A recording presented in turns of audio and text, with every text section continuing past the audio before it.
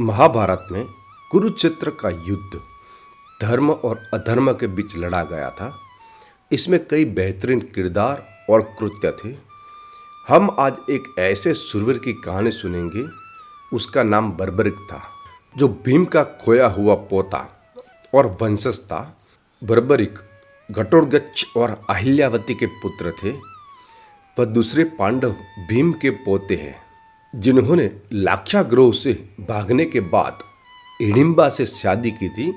हिडिंबा एक दिमासा कचारी राजकुमारी थी। उनके पुत्र घटोत्कच के जन्म के 1 वर्ष बाद भीम ने उन्हें छोड़ दिया। घटोत्कच एक शक्तिशाली योद्धा था, जो अपने मातृपक्ष के कारण आधा राक्षस था। अहिल्यावती शक्तिशाली असुर मुरिया की बेटी थी। भगवान कृष्ण ने मार डाला था, इसीलिए भगवान कृष्ण को मुरिया का शत्रु मुरियारी भी कहा जाता है। अपने पिता की मृत्यु के बाद अहिल्यावती ने बदला लेने के लिए कृष्ण को चुनौती दी थी। भगवान कृष्ण युद्ध में उसे मारने वाले थे, लेकिन देवी कामाख्या के समय पर हस्ताक्षेप करने से उनकी रक्षा हो गई, क्योंकि वह उनकी भक्त थी। देवी कामाख्या ने अहिल्यावती को बताया कि कृष्ण भगवान विष्णु के अवतार थे।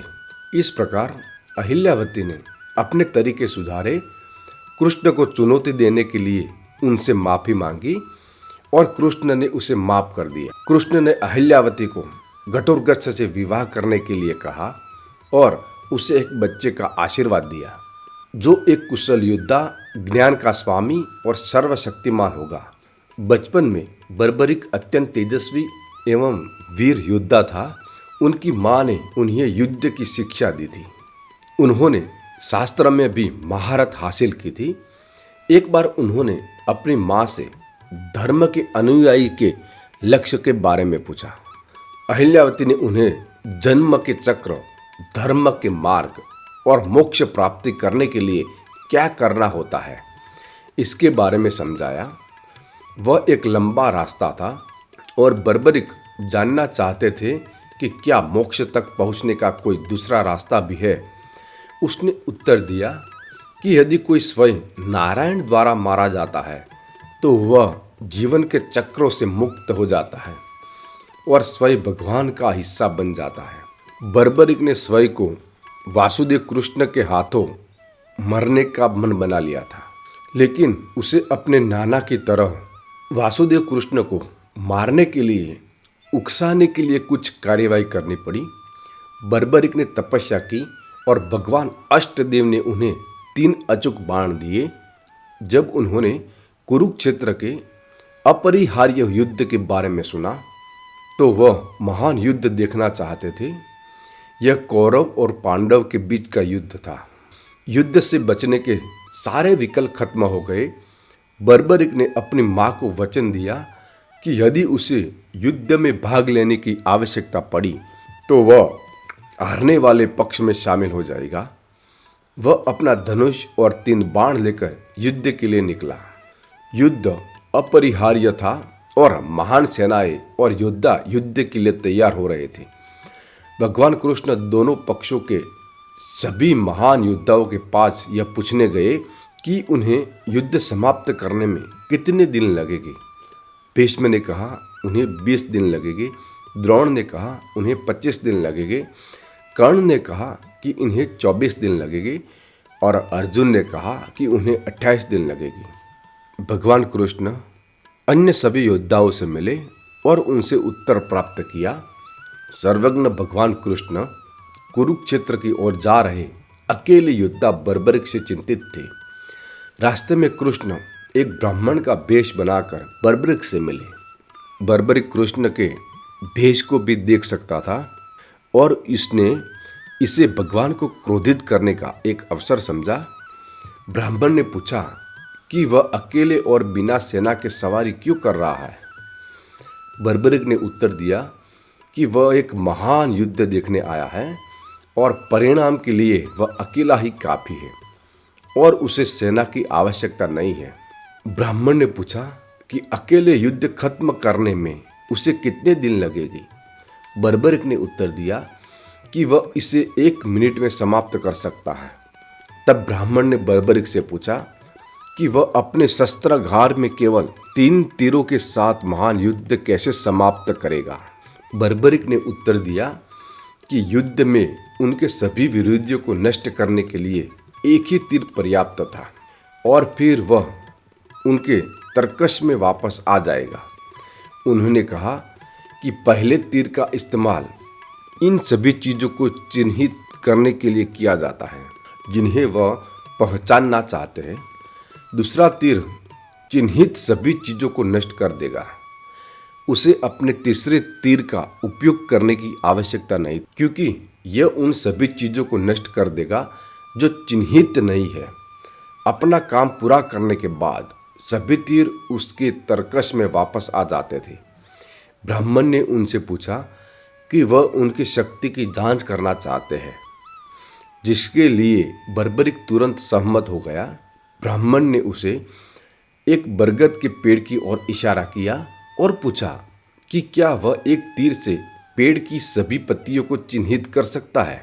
बर्बरिक ने चुनौती स्वीकार कर अपने तरकश से एक तीर निकाला और एक मंत्र का जाप करने के लिए अपनी आंखें बंद कर ली।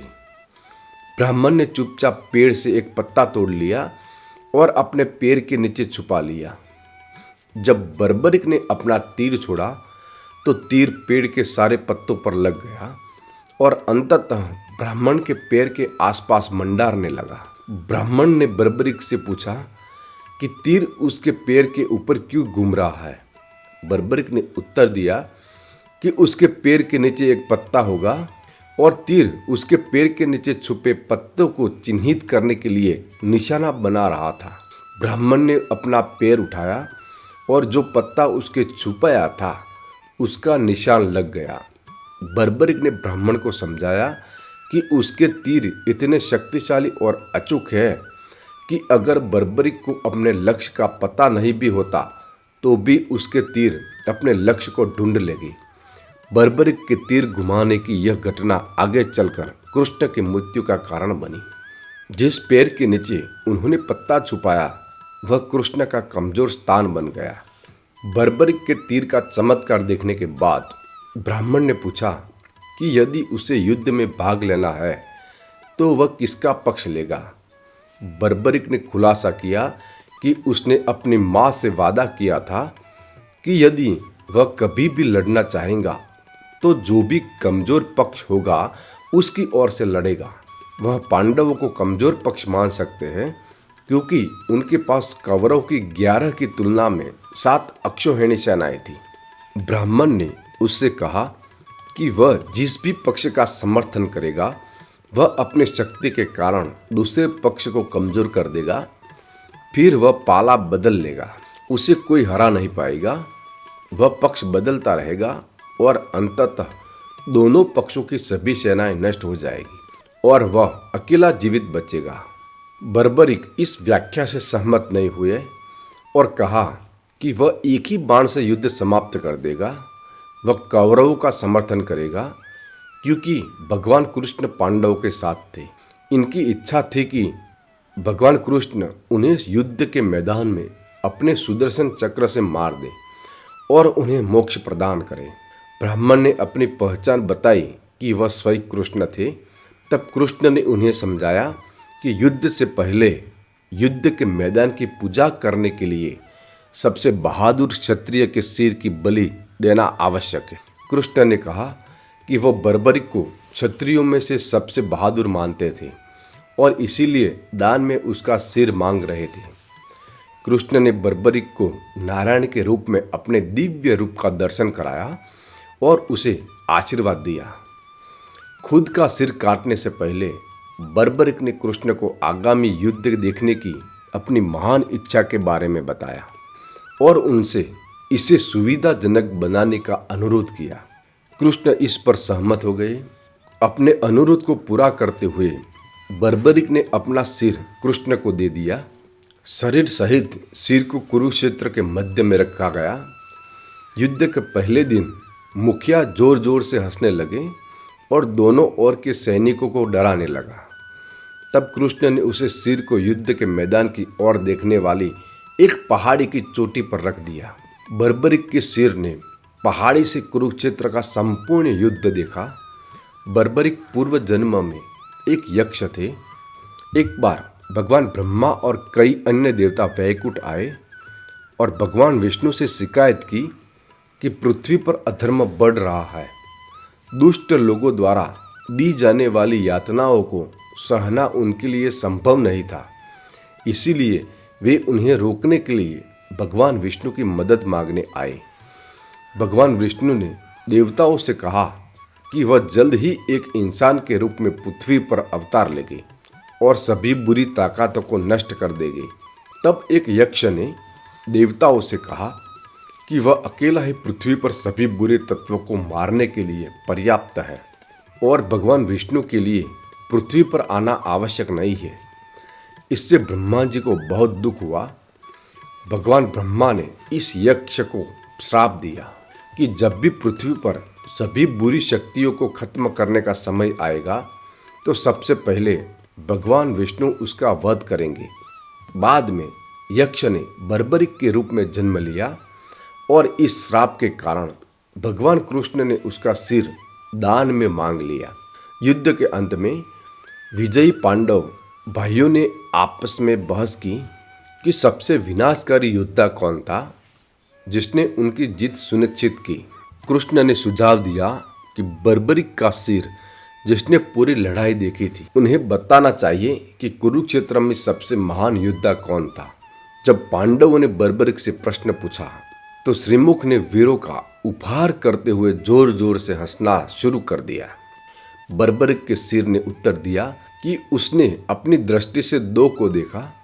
एक वासुदेव कृष्ण थे जो अकेले ही जीत के लिए जिम्मेदार थे क्योंकि उन्होंने कोई युद्ध नहीं देखा था, लेकिन सुदर्शन चक्र युद्ध के मैदान के चारों ओर घूम रहा था जिससे उन सभी की मौत हो गई जो धर्म के पक्ष में नहीं थे।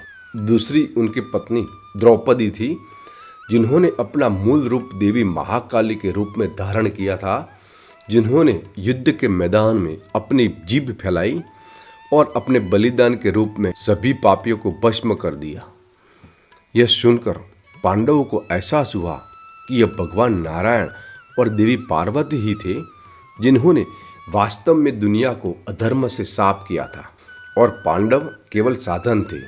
इस मुलाकात के बाद बर्बरिक अपने स्वामी के साथ रहने के लिए स्वर्ग चले गए।